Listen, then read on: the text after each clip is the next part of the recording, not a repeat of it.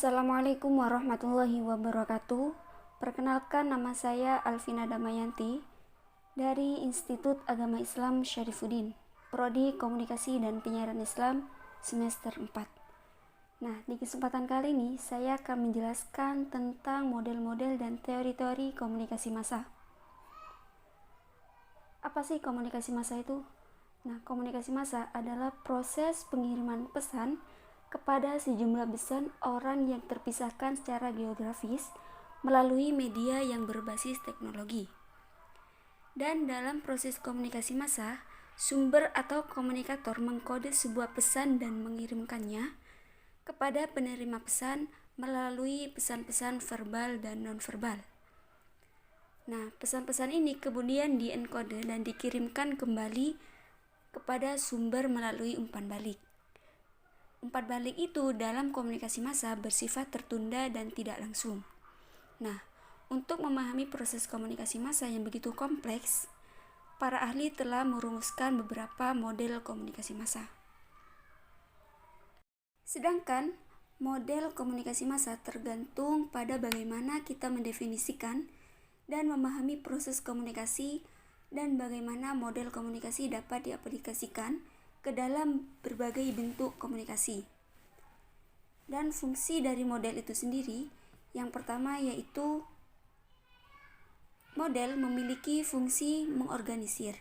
Artinya, model dapat mengurutkan dan menghubungkan satu sistem dengan sistem lainnya, serta dapat memberikan gambaran yang menyeluruh. Dan model itu juga membantu menjelaskan sesuatu dengan menyajikan informasi secara sederhana. Artinya, tanpa model, informasi tersebut dapat menjadi sangat rumit. Dan dengan model juga dimungkinkan adanya perkiraan hasil atau jalannya suatu kejadian. Dan komunikasi massa mempunyai model tersendiri dalam proses aliran pesan-pesannya. Untuk memberikan pemahaman dasar model-model komunikasi massa, ada 4 elemen yang mendasari dibuatnya model. Yang pertama yaitu partisipan atau audiens. Dalam komunikasi massa berjumlah besar dan dapat meningkatkan secara drastis setiap saat. Yang kedua, pesan lebih personal, terspesialisasi dan umum.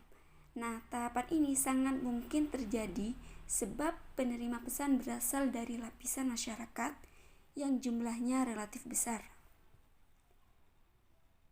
Selanjutnya yaitu masing-masing audiens secara fisik dan emosional dipisahkan oleh ruang dan waktu dari komunikator dalam komunikasi massa.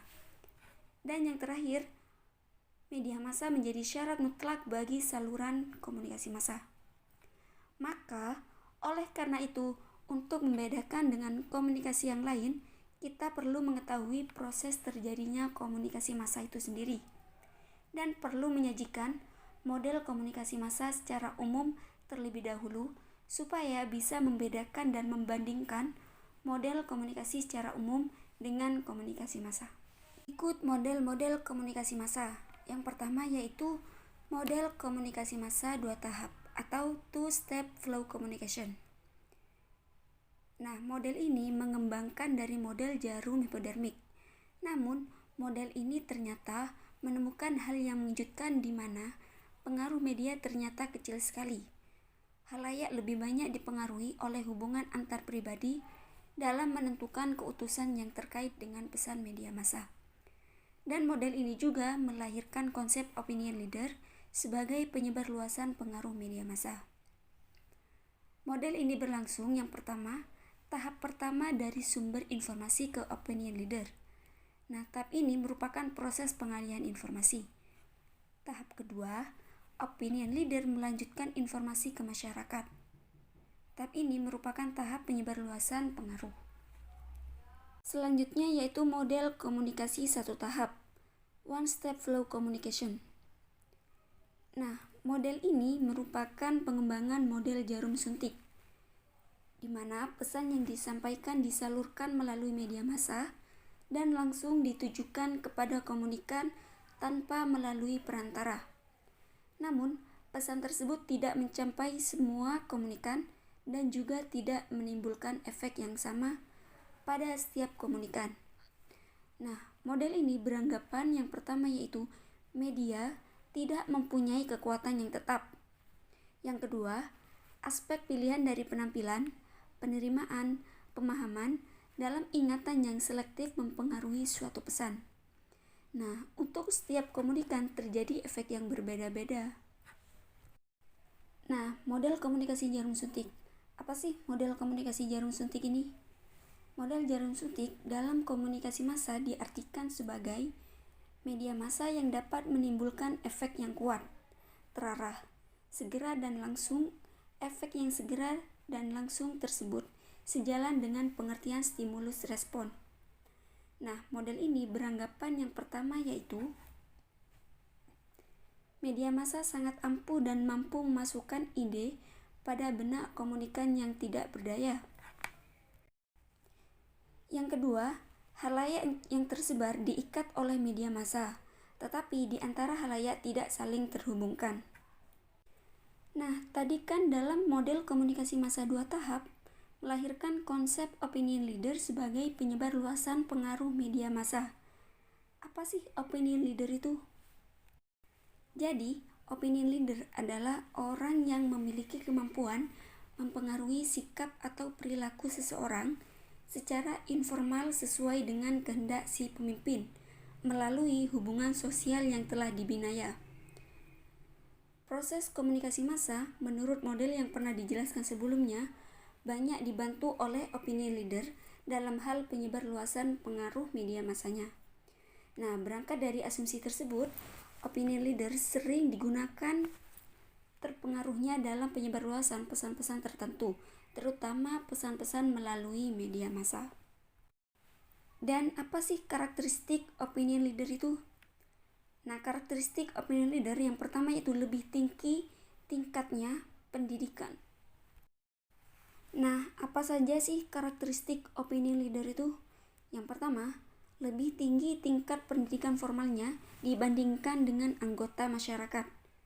Yang kedua, lebih tinggi status sosial ekonominya, lebih inovatif dalam menerima atau mengadopsi ide baru, lebih tinggi pengenalan medianya, dan yang terakhir, memiliki kemampuan empati mereka lebih besar dari yang lain. Selanjutnya yaitu model alir banyak tahap. Nah, untuk menyempurnakan model 2 tahap, muncullah model alir banyak tahap, yaitu multi-step flow model. Nah, model ini mengatakan bahwa ada hubungan timbal balik dari media ke halayak yang juga berinteraksi satu sama lain kembali ke media, kemudian kembali lagi ke halayak, dan seterusnya. Model alir banyak tahap, audiens menerima pesan-pesan media massa secara langsung ataupun tidak. Dan tidak langsung berarti audiens menerima pesan-pesan dari media massa melalui pemimpin opini atau kontak langsung dengan media massa. Dan prinsipnya kita dipengaruhi dan memengaruhi orang lain. Intinya adalah model alir banyak tahap merupakan gabungan dari model alir 1 tahap dan model alir 2 tahap. Menurut Kathleen Hall, Jennison, dan Caroline Courts Campbell dalam The Interplay Influence tahun 1988 pernah mengatakan bahwa kita dapat secara efektif mempengaruhi media dengan 4 cara utama. Yang pertama, yaitu menyampaikan keluhan individual. Yang kedua, mengorganisasikan tekanan masyarakat untuk memboikot stasiun pemancar atau produk yang bersangkutan atau melakukan tindakan umum. Yang ketiga, mendesak pihak yang berwenang untuk mengambil tindakan tertentu dan mengadu ke DPRD atau DPR. Selanjutnya yaitu model komunikasi de Fleur. Nah, model sistem komunikasi massa dikembangkan oleh Melvin de Fleur pada tahun 1966. Model ini merupakan pengembangan dari model komunikasi massa matematis Shannon dan Weaver, dan didasarkan juga pada model komunikasi Wedsley dan McLean yang menggambarkan proses proses komunikasi sirkuler dengan adanya umpan balik dari receiver. Model komunikasi Shannon dan Weaver merupakan model komunikasi satu arah, dan mereka menjelaskan peran gangguan atau noise dalam proses komunikasi. Sementara itu, model komunikasi Wesley dan McLean merupakan model komunikasi dua arah, dan untuk pertama kalinya mereka mengenalkan satu komponen penting yang disebut dengan umpan balik linear dalam model komunikasi. De Fleur telah mengkomunikasikan kedua model komunikasi ini dan menciptakan model komunikasi baru yang disebut dengan model komunikasi De Fleur. Nah, De Fleur ini mengembangkan model komunikasi Shannon dan Weaver dengan memasukkan alat media massa dan menyatakan bahwa proses komunikasi adalah sirkuler karena adanya dua umpan balik yang mungkin terjadi. Dalam seluruh proses komunikasi, gangguan atau noise dapat terjadi pada setiap tahapan. Nah, De Fleur ini menggambarkan sumber, transmitter, receiver, dan destination sebagai tahapan komunikasi massa yang terpisah. Nah, dalam model De Fleur juga sumber dan pemancar tidak berada dalam satu posisi. Antara sumber dengan pemancar berbeda tahapannya dalam aktivitas komunikasi massa. Dan saluran menjadi media massa yang mampu menyebarkan pesan-pesan yang dimukakan oleh sumber. Sementara itu, fungsi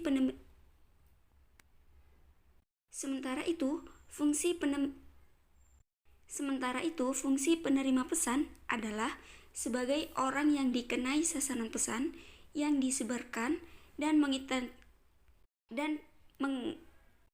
Sementara itu, fungsi penerima pesan adalah sebagai orang yang dikenai sasaran pesan yang disebarkan dan penginterpretasi pesannya.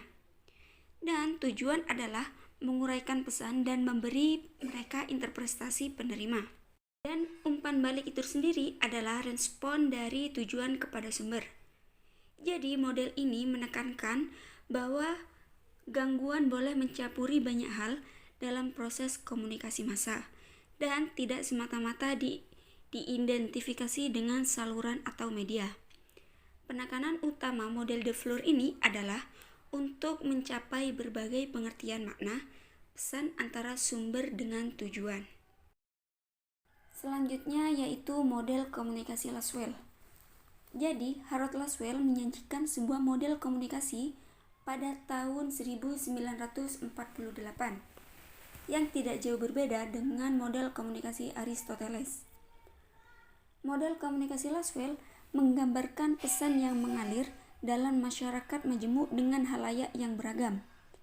Pesan mengalir melalui sejumlah media atau saluran komunikasi. Nah, dalam model komunikasi Laswell terdapat beberapa komponen komunikasi, yaitu who say what in what channel, to whom, and with what effect. Masing-masing komponen komunikasi memiliki ranah penelitian sendiri.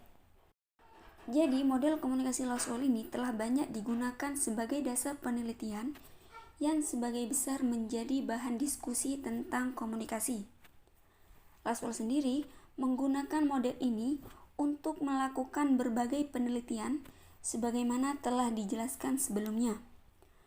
Model komunikasi Laswell kemudian dikembangkan oleh Brandek pada tahun 1958 dengan menambahkan dua komponen, yaitu lingkungan di mana komunikasi itu terjadi serta untuk tujuan apa komunikator menyampaikan sesuatu.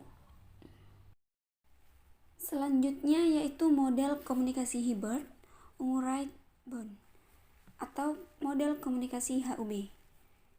Jadi model komunikasi HUB ini dikenalkan oleh Ray Eldon Hibbert, Donald Ungerleider, dan Thomas W. Bond. Dalam model ini, komunikasi digambarkan sebagai seperangkat atau sekumpulan lingkaran yang membentuk seperti gelombang. Isi komunikasi digambarkan sebagai kelereng yang dilemparkan ke air dan menyebabkan terjadinya riak yang kemudian menjadi lingkaran yang lebih besar, sehingga mereka menyentuh pantai atau halayak dan diberi umpan balik. Atau model HUB ini bisa dikatakan lebih komplit Karena model komunikasi massa ini adalah model lingkaran yang dinamis dan berputar terus-menerus. Atau lebih singkatnya, model HUB adalah model lingkaran konsentris yang bergetar sebagai sebuah rangkaian proses aksi-reaksi. Jadi, komunikator berada di tengah-tengah pusaran air, artinya komunikator menyebarkan pesan keluar.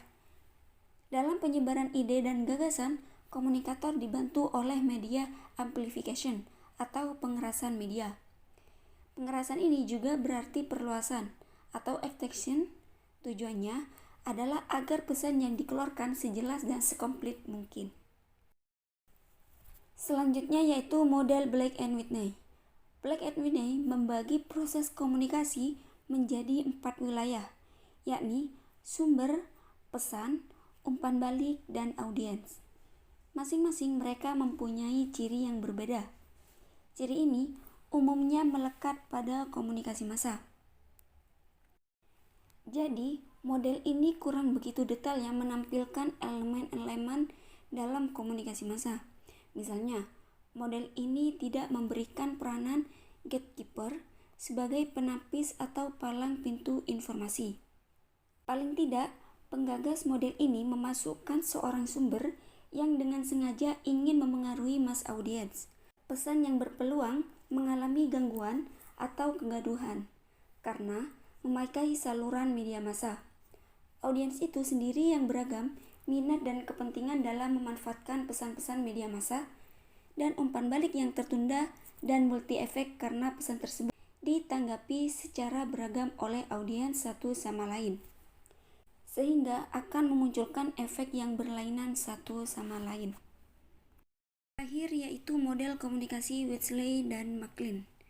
Model ini merupakan model komunikasi yang sangat berpengaruh yang dikembangkan dengan tujuan menata temuan-temuan yang hasil penelitian yang ada dan menyediakan sebuah perlakuan sistematis yang secara khusus sesuai bagi peneliti komunikasi massa. Model ini dikenalkan oleh Bruce Whitley dan Malcolm S. McLean Jr. pada tahun 1957 yang diadaptasi dari model komunikasi Newcock.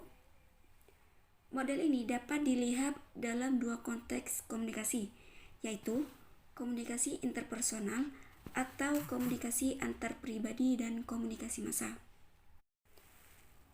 Poin penting perbedaan antara komunikasi interpersonal dan komunikasi massa adalah terletak pada umpan balik. Dalam komunikasi interpersonal, umpan balik bersifat langsung dan cepat, sedangkan dalam komunikasi massa, umpan balik bersifat tidak langsung dan tertunda atau lambat. Jadi, menurut Whitley dan McLean, komunikasi tidak akan terjadi ketika satu orang saja yang bicara, melainkan ketika seseorang memberikan respon secara elektif terhadap sekitar mereka. Jadi, model ini menekankan pada hubungan yang kuat antara tanggapan dari lingkungan sekitar dan proses komunikasi. Proses komunikasi dimulai hanya ketika seorang individu menerima pesan dari lingkungan sekitar. Setiap penerima pesan merespon pesan yang mereka terima berdasarkan orientasi objek mereka. Jadi, apa sih manfaat mempelajari model-model komunikasi massa?